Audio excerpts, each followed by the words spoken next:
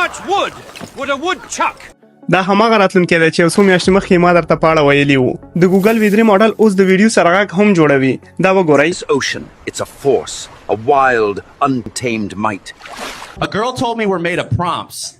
Like seriously, dude, you're saying the only thing دا ټولې ویډیوګانې د ګوګل ویو 3 ماډل جوړې کړې دي. حیرانونکې دا ده چې د دوی غږونه هوبهو لکه د انسانانو په شان دي.